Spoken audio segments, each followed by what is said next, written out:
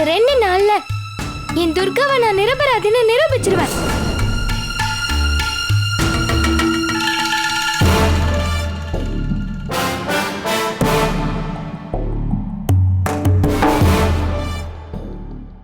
அந்த கௌரி கோர்ட்ல ஜட்ஜு கிட்ட கண்டிப்பா இன்னும் 2 நாள்ல என்னோட துர்கா நிரபராதின்னு நான் நிரூபிப்பேன்னு சொல்றானா,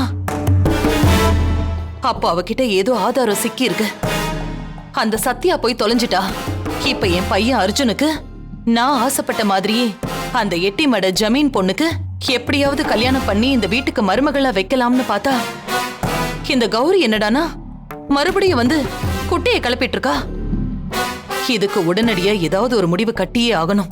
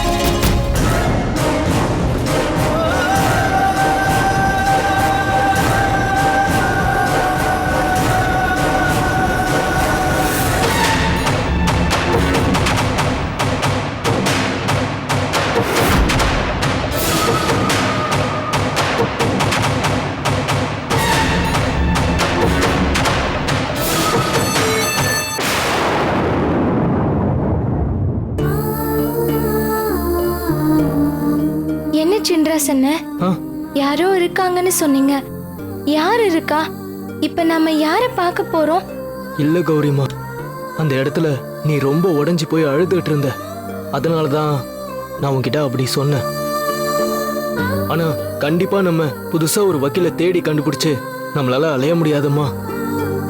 கோர்ட்ல உள்ள உட்கார்ந்து தீர்ப்பு எழுதுற ஜட்ஜ் ஐயா பார்க்க நல்ல ஒரு மாதிரி தெரிஞ்சாரு. இப்போ நாம அவரு வீட்டுக்கு தாமா போக போறோம். சின்ராசன்ன, இப்ப நாம அவரையா பார்க்க போறோம்? முயற்சி பண்ணி பார்க்கலாம் கௌரிமா. அவர்கிட்ட போய் நாம நடந்தது எல்லாத்தையும் சொல்லி உதவி கேட்போம். அங்க போனா நமக்கு ஏதாவது ஒரு யோசனை கிடைக்கும்ல. சின்ராசன்ன, துர்கா எனக்கு அம்மா மாதிரினா நீ எனக்கு கூட பிறக்காத அண்ணன் மாதிரி. நீ இப்ப எனக்காக செஞ்சிட்டு இருக்க இந்த உதவிய என்னோட வாழ்நாள் முழுக்க நான் மறக்க மாட்டேன். கௌரிமா, இன்னொரு தடவை நீங்க இப்படி எல்லாம் பேசுனீங்க, அப்புறம் நான் ஊருக்கு கிளம்பி போயிடுவேன். நம்ம ஊரோட காவல் தெய்வமே நீதானம்மா. நீதானம்மா எல்லாத்தையும் முன்னாடி நின்னு சரி பண்ணுவ. இன்னைக்கு உனக்கு ஒரு பிரச்சனைனா நான் சும்மா வேடிக்கை பார்த்துக்கிட்டு எப்படிமா என்னால விட்டுட்டு போக முடியும்? வா கௌரி, போலாம். வாமா, வா போலாம்.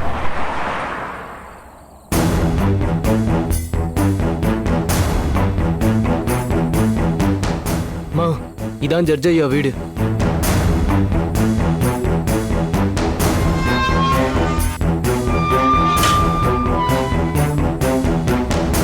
யாருமா நீங்க? உங்களுக்கு என்ன வேணும்? ஒரு முக்கியமான விஷயமா நாங்க ஜட்ஜ் ஐயாவை பார்க்கணும். அப்பாயின்மெண்ட் இருக்கா? அப்பாயின்மெண்ட்லாம் இல்ல, ஆனாலும் நாங்க கொஞ்சம் ஜட்ஜ் ஐயாவை பார்க்கணும். இங்க பாருமா, அப்பாயின்மெண்ட் இல்லாம சாரு யாரையும் பார்க்க மாட்டாரு. அவரு ரொம்ப பிஸியா இருப்பாரு. இங்க நின்னு உங்க டைமை வேஸ்ட் பண்ணாதீங்க. முதல்ல இங்க இருந்து போங்க. இல்ல, வீட்டு வாசல் முன்னாடி யாராவது நின்னா ஜட்ஜ் ஐயாவும் கோவப்படுவாரு, ஜட்ஜ் அம்மாவும் கோவப்படுவாங்க. அதுவும் இல்லாம ஜட்ஜ் ஐயா வீட்டுல இல்ல. இல்ல, நான் போக மாட்டேன். ஜட்ஜ் ஐயாவை பார்க்காம நான் இந்த இடத்தை விட்டு நகர மாட்டேன். அவர்கிட்ட நீங்க சொல்லுங்க, இன்னைக்கு கோர்ட்ல ஒரு கேஸ் நடந்துச்சாமே, அப்போ உங்ககிட்ட 2 நாள் டைம் கேட்ட கௌரிங்கிற பொண்ணு வந்திருக்கேன்னு அவர்கிட்ட போய் நீங்க சொல்லுங்க. சாருக்கு என்ன நல்லாவே தெரியும். அண்ணே, ஏதாவது 100-200 கூட செலவுக்கு வாங்கிக்கோங்க.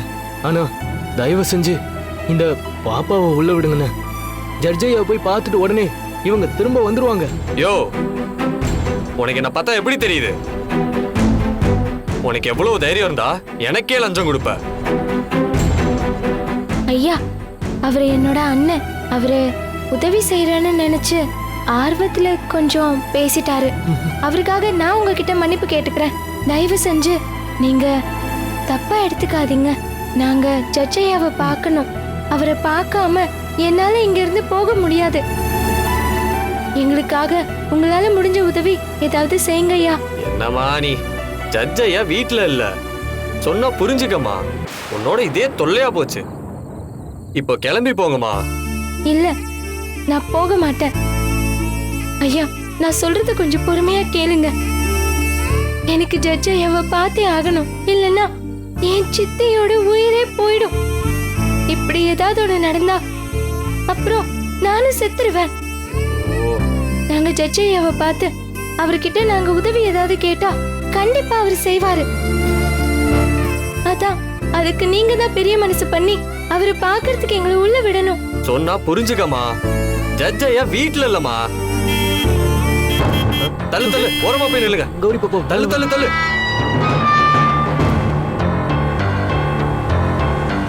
உள்ள யாரும் வரக்கூடாது.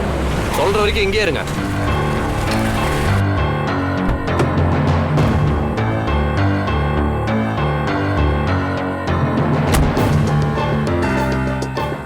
யார் அவங்க? உங்களை பார்க்கதாங்கய்யா. இங்க எதுக்கு வந்து நிக்கிறாங்க? இன்னைக்கு கோர்ட்ல துர்காங்கிற பொண்ணோட கேஸ் நடந்துச்சான். அது சம்பந்தமா உங்களை பார்த்தாகணும்னு அடம் பிடிச்சிட்டு இருக்காங்க. இப்ப என்னங்கய்யா நான் பண்றது? சின்ன பொண்ணு பார்க்க பாவமா தான் இருக்கு. ஆனா என்ன பண்றது? ஒரு கேஸ் கோர்ட்ல நடந்துகிட்டு இருக்கப்ப அந்த கேஸ்ல சம்பந்தப்பட்டவங்கள தனிப்பட்ட முறையில் சந்திச்சேன்னா அது கோர்ட்டு விதிமீறல் ஆயிடும், ரொம்ப தப்பாயிடும். அதனால நான் யாரையும் சந்திக்க கூடாது. அந்த பொண்ணுகிட்ட ஏதாவது காரணம் சொல்லி அனுப்பி வச்சிரு. சரிங்கய்யா.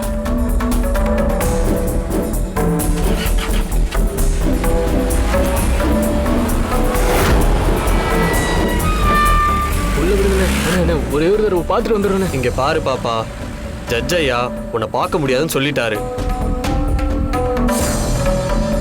இப்பயாவது கிளம்புங்க. நீ குழந்தையாச்சேன்னு பாக்குறேன், இல்லனா வேற மாதிரி பண்ணிடுவேன். முதல்ல இங்க இருந்து கிளம்புங்க.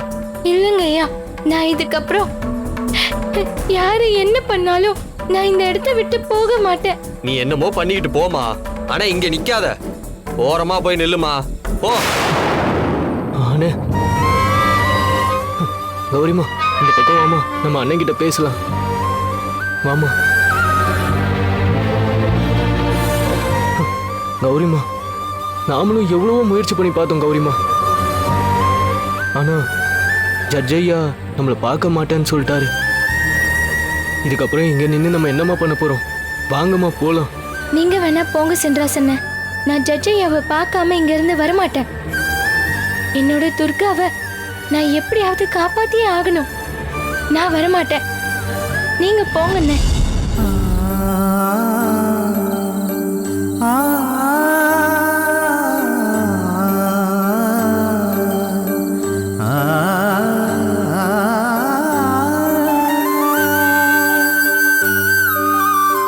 கௌரிமா, பசிக்குதுமா, நான் போய் கொஞ்சம் சாப்பிட்டு வந்துடுறேன்.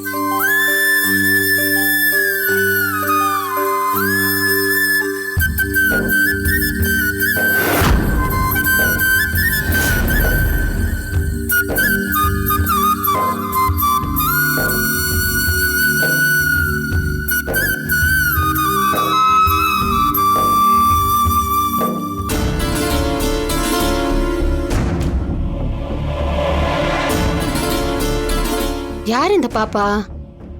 எதுக்கு இங்க வந்து படுத்திருக்கு? பாப்பா, பாப்பா, ஏந்திரு பாப்பா.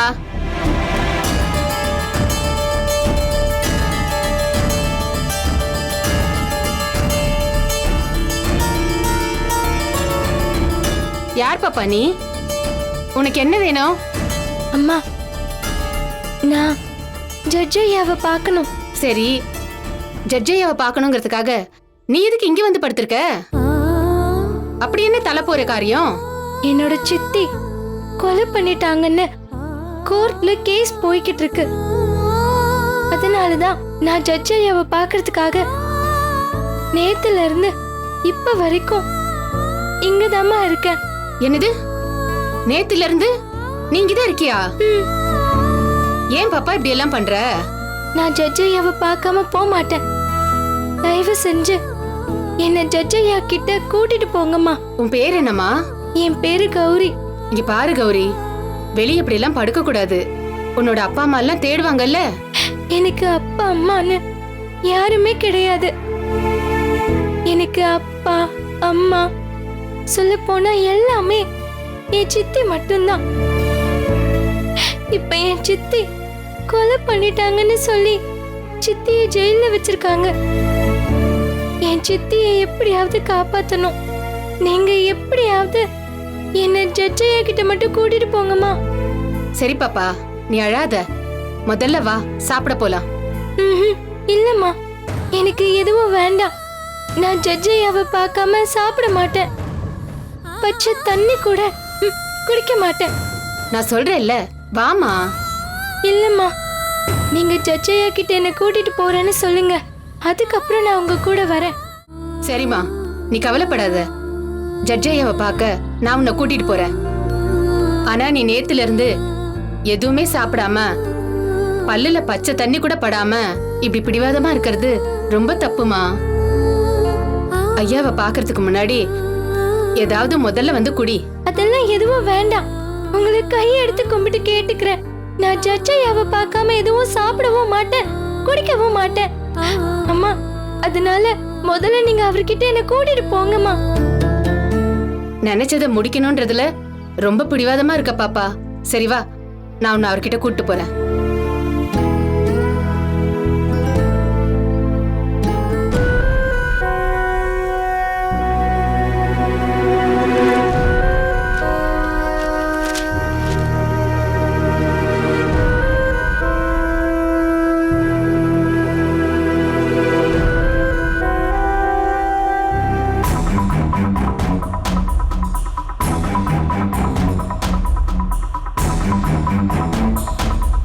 லட்சுமி, என்ன பண்ணிக்கிட்டு இருக்க நீ?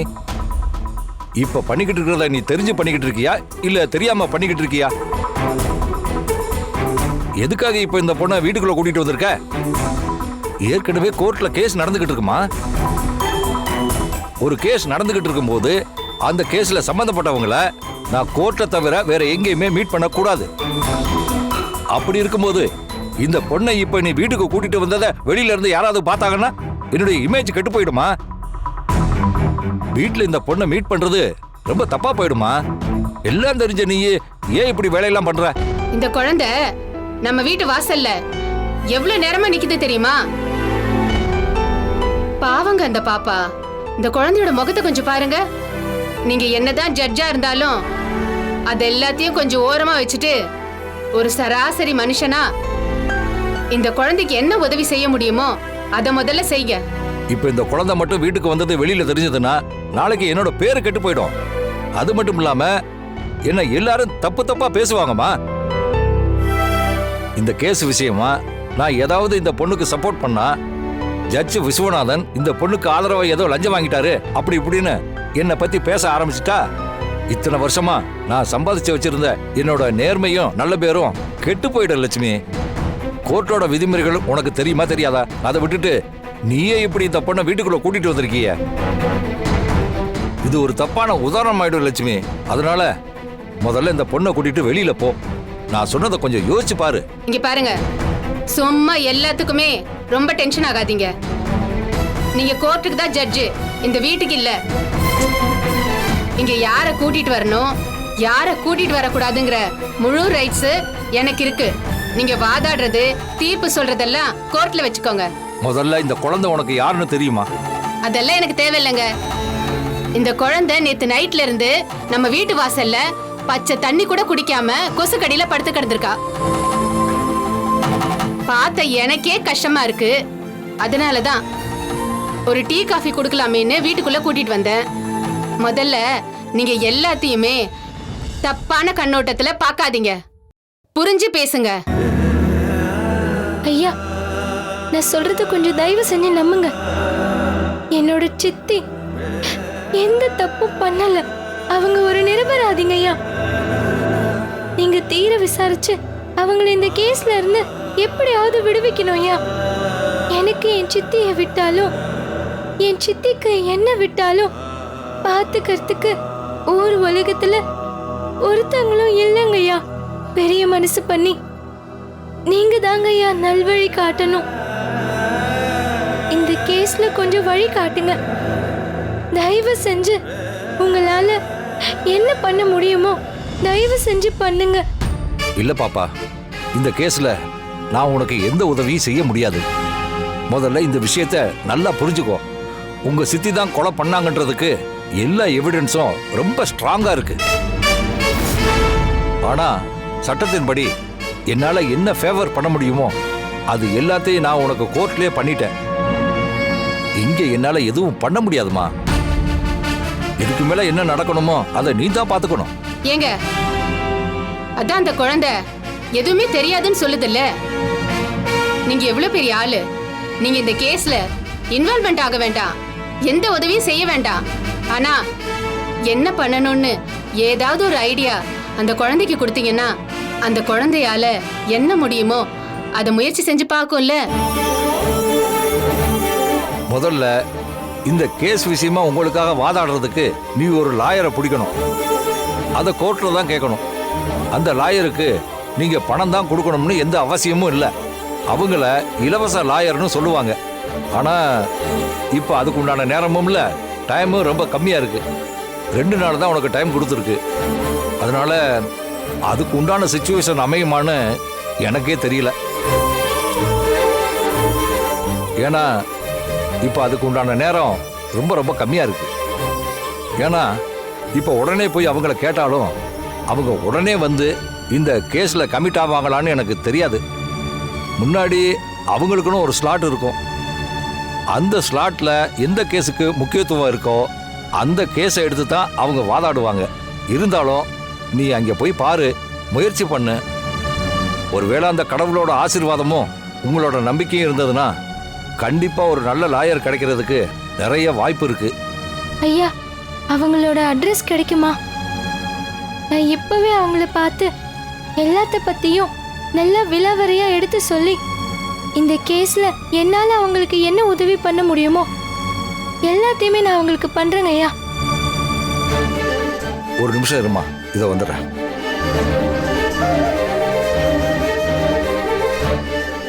இத புடி, இந்த கார்டை வச்சுக்கோ. அவங்க பேர் கற்பகாம்பாள். அவங்கள போய் பாரு. அவங்க கிட்ட எந்த விதமான பொய்யையும் சொல்லக்கூடாது. கரெக்டானவங்க, நேர்மையானவங்க. அவங்க கிட்ட நீ போய் என்ன நடந்துச்சுன்ற உண்மையை மட்டும் நடந்ததை மறைக்காம சொன்னேன்னா அவங்களால என்ன பண்ண முடியுமோ அது எல்லாத்தையும் அவங்க பண்ணிடுவாங்க. எனக்கு தெரிஞ்சு இந்த இண்டஸ்ட்ரியில இருக்கக்கூடிய நேர்மையான லாயர்னா அவங்க ஒருத்தர் தான். ஒருவேளை உங்க சித்தி துர்கா மட்டும் எந்த தப்பும் பண்ணலைன்னா கண்டிப்பா அந்த கற்பகாம்பாள் உங்க சித்தியை நிரபராதின்னு நிரூபிச்சு விடுதலை வாங்கி கொடுத்துருவாங்க. ஐயா, இந்த உதவிய என் வாழ்நாள் முழுக்க நான் மறக்க மாட்டேன்.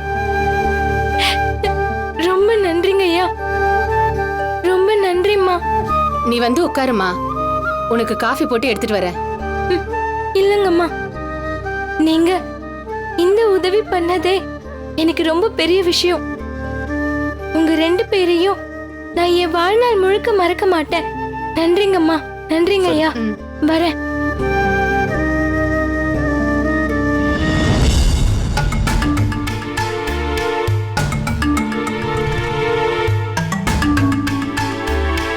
நீங்க சொன்ன விஷயத்தை கேட்கிறப்ப என் மனசுக்கு கொஞ்சம் நிம்மதியா இருக்கு.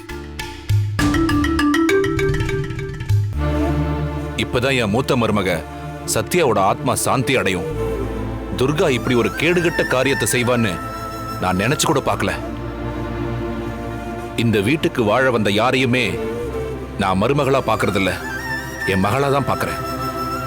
கடவுள் ஏன் என் குடும்பத்தை மட்டும் இப்படி சோதிக்கிறான்னு தெரியல. கவலைப்படாதீங்க சார், இந்த கேஸ் ஆல்மோஸ்ட் முடிஞ்ச மாதிரி தான் சார். துர்காவை நிரந்தரமா தூக்கி உள்ள வச்சிருவாங்க. அவளால வெளியவே வர முடியாது. இனிமே அந்த துர்காவால எந்த சிக்கலும் இருக்காது சார், எந்த பிரச்சனையும் இருக்காது. அவ தான் கொலைகாரின்னு கன்ஃபார்ம் ஆயிடும். ஒரு பக்கம் சத்யாவை கொலை பண்ண துர்காவுக்கு தண்டனை வாங்கி கொடுக்குறோன்னு மனசுக்கு நிம்மதியா இருந்தாலும், இன்னொரு பக்கம் ஆவுடைப்பன் சாரோட 2வது மருமக இப்படி எல்லாம் பண்ணிட்டாளேன்னு மத்தவங்க எல்லாம் பேசுறது கேட்கறதுக்கு மனசு கொஞ்சம் கஷ்டமா இருக்கு சார்.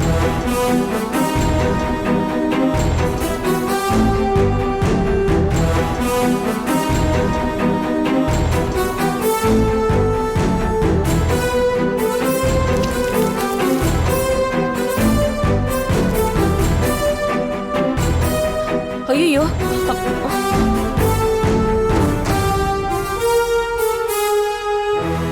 அக்கா, என்னக்கா ஆச்சு உனக்கு?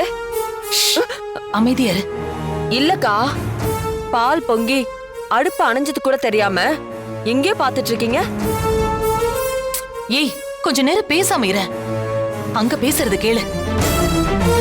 அந்த துர்கா தான் இந்த கொலையை பண்ணாங்கன்னு நாளை கோர்ட்ல 100% கன்ஃபார்ம் ஆயிடும்.